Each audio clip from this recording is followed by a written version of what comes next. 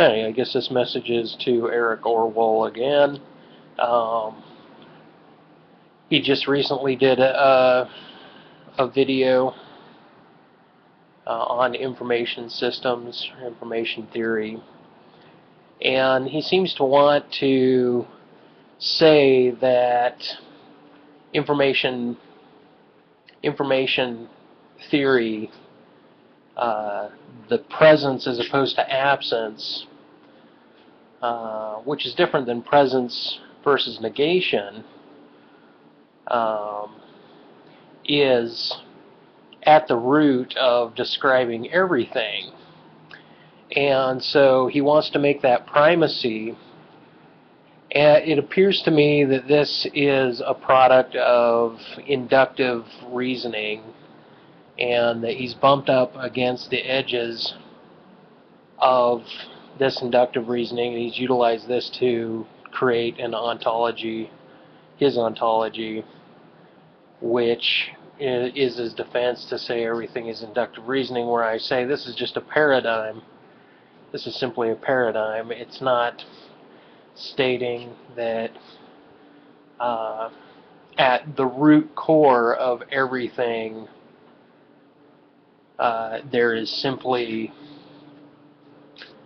a the spin of one particle relative to another particle at nothing more than the Planck's distance.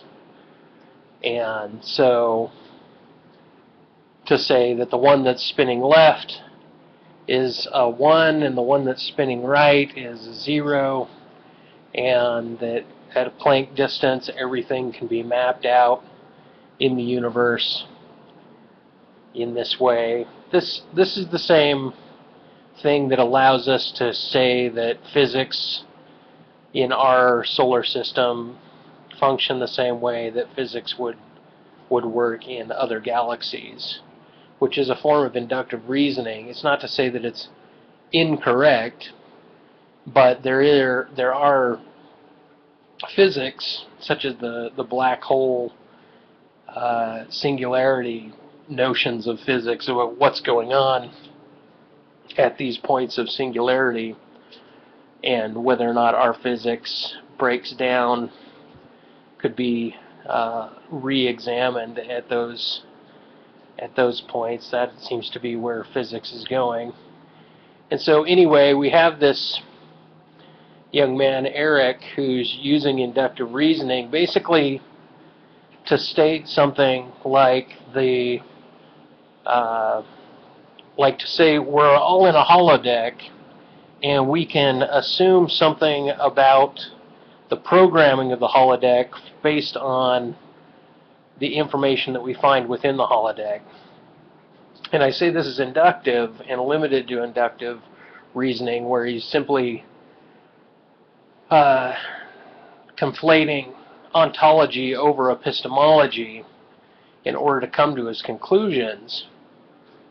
And I mean this because of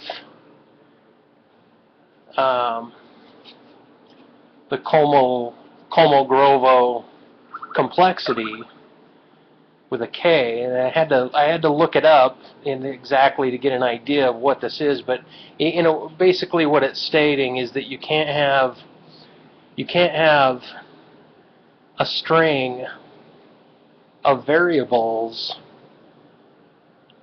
that are produced from a program that has you can't have a string of variables that are greater than the program that you use to find those string of variables.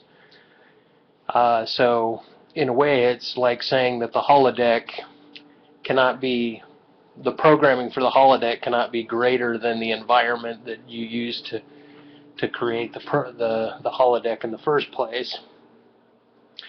There is a bit of irony with this in the information theory, and I don't really think that, I mean, I'd like to see what he's talking about in mathematical terms to get an idea of whether or not what it is he's suggesting has anything to do with anything more than tying a few concepts together, namely saying information theory has to do with a codic or a codicy that inductively and ontologically points to the basis of our reality on the most fundamental level, whatever Planck distance is. It just seems like he's kind of gotten out of hand in the idea that he's going to use inductive reasoning to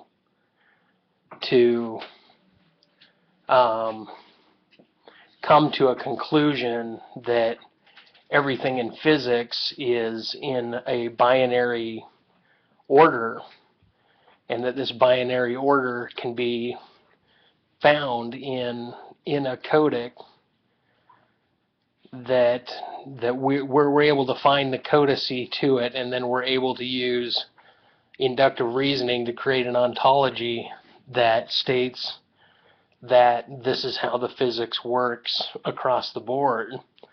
And this is the ordering, this is the complexity of quantum computing, is the attempt to have information systems work this way. But it doesn't mean that the quantum computing is going to, I guess you'd say, fully realize, come to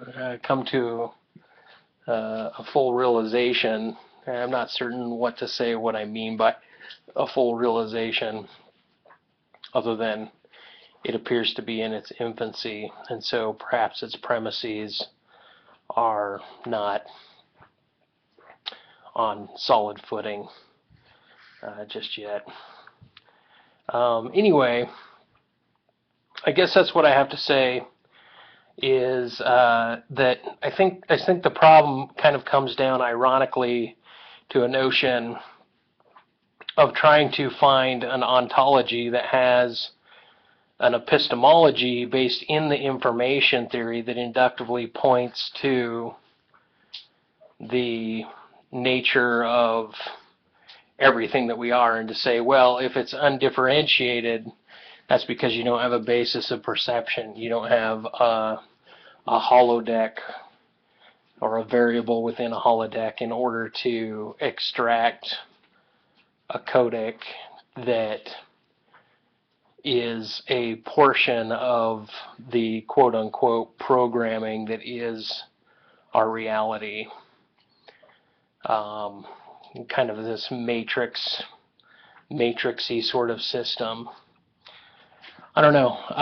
It's not that I doubt the possibility of examining information in this way, or physics in this way, but I do question the distinction between the difference between absence and presence versus not operators and presence, negation and presence. I think that one takes a priority over the other.